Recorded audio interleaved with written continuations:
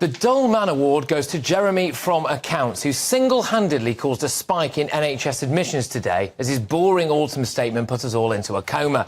Did you have your personality bypassed on the NHS, Jeremy, or did you go private? That's what I want to know. But despite being about as engaging as a rainy Sunday trudging around a Slough industrial estate looking for the right bit of guttering with a marital partner you no longer love, Jeremy Hunt did at least take an axe to some tax.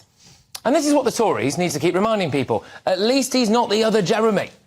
I see the Leader of the Opposition shaking his head. In fact, we do have something in common. Both he and I wanted to make a Jeremy Prime Minister.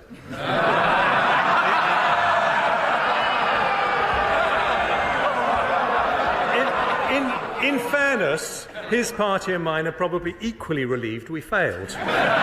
But whereas this Jeremy is growing the economy, his Jeremy would have crashed it. That's probably the kind of gag that Ant and Dec scriptwriters would call the joke of the century. It is flipping rich for the Labour Party to come out and try to present themselves as the responsible party for government at the moment. It doesn't really matter how many times Shadow Chancellor Rachel Reeves sticks a high-vis jacket on and turns up wearing a hard hat at a building site. The fact is, Labour is split over the Middle East and always will be. They've bankrupted Britain in the past and will quite possibly do it again. And Tony Blair started the whopping great big immigration nightmare that we've got today, which Keir Starmer would almost definitely, in my view, continue to make worse. Look, let's just get down to basics on this, OK? Some good stuff from Hunt. Business tax cuts, alcohol duty frozen, national insurance cut by 2% and the pensions triple lock upgraded and secured. He also said that the work-shy taking benefits will have to find work within 18 months, do a forced work placement or have their benefits stopped. This is a good thing. Every year, we sign off over 100,000 people onto benefits with no requirement to look for work because of sickness or disability.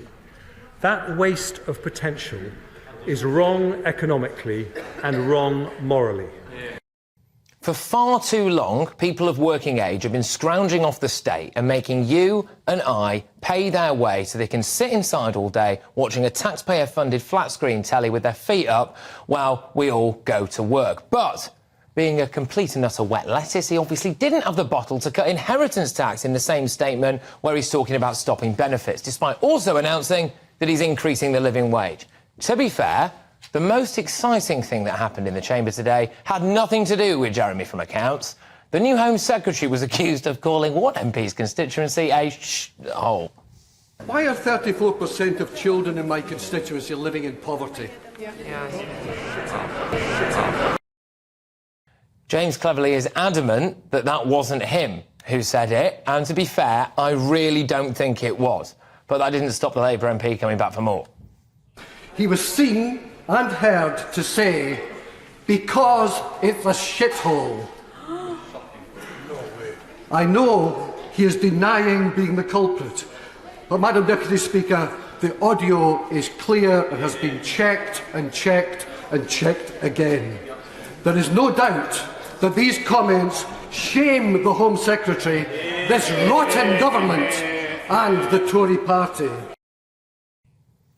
OK, so, fair play, Jeremy. The budget was fine, I suppose. The Tories really, really need to start hammering the Labour Party on how much worse things could be under their leadership.